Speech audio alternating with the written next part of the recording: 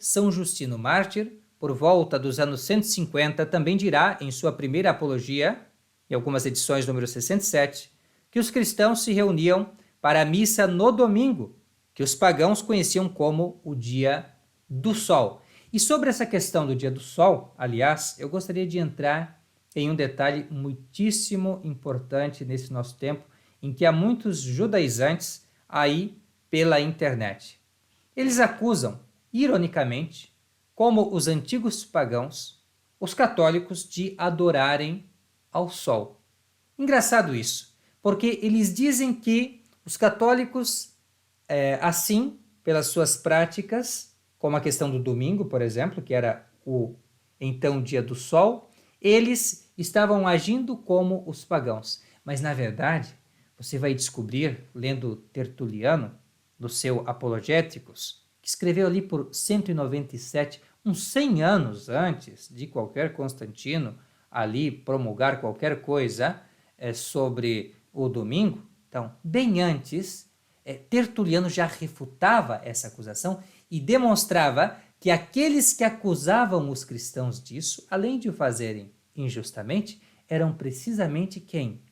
Os pagãos. Então, esses nossos judaizantes das neves de hoje, como aquele senhor Afonso do Ciência de Verdade, que dizem que nós agora, ou desde então, passamos a imitar os pagãos, o que ele está fazendo com este seu argumento? Imitando os mesmos pagãos, porque eram os pagãos que, caluniando os verdadeiros cristãos, que eram os católicos, diziam que eles adoravam o sol.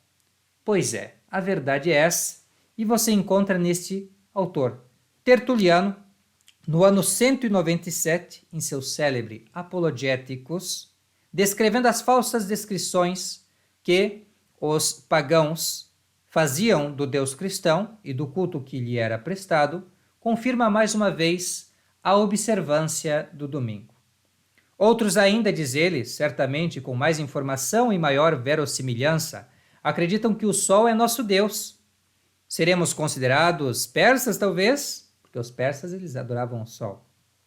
Embora não adoremos o orbe do dia pintado em um pedaço de pano de linho, tendo-se ele, aqui ele está ironizando, em todos os lugares em seu próprio disco, porque nós não precisamos adorar o sol em um pano, porque ele está em toda parte. Na verdade, o sol todos os dias. Então nós não reconhecemos essa necessidade que os persas têm de adorar o sol dessa forma. A ideia, sem dúvida, se originou de sermos conhecidos por nos voltarmos para o leste em oração. Mas vós, muitos de vós, ele está falando aos pagãos, também, sob o pretexto de adorar os corpos celestes, movem seus lábios na direção do nascer do sol.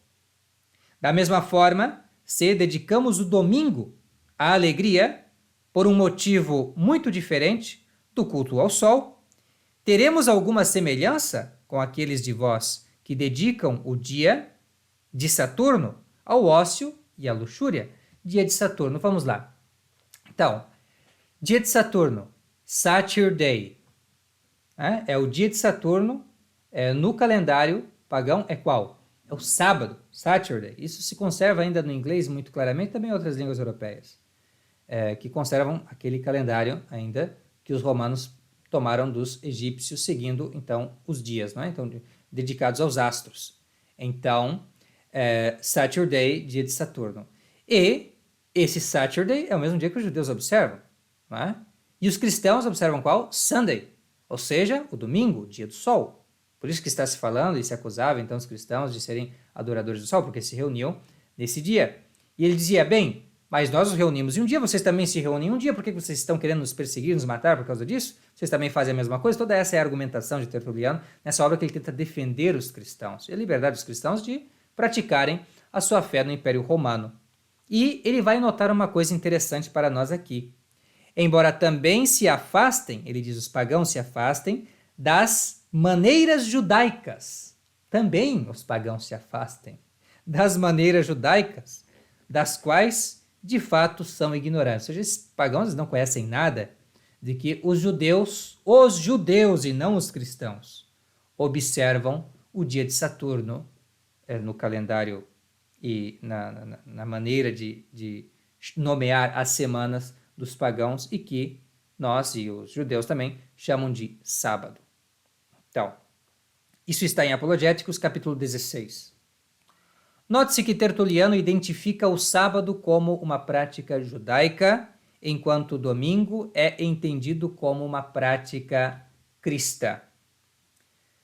Creio que bastam estes testemunhos para demonstrar que sempre foi unânime entre os cristãos a observância do domingo, ao passo que o sábado sempre foi visto como uma prática judaica, tolerável durante um certo tempo, mas a cuja observância não se podia obrigar sem pecado contra a caridade cristã e não poderia também ser seguido como necessária à salvação sem pecado grave contra a fé cristã.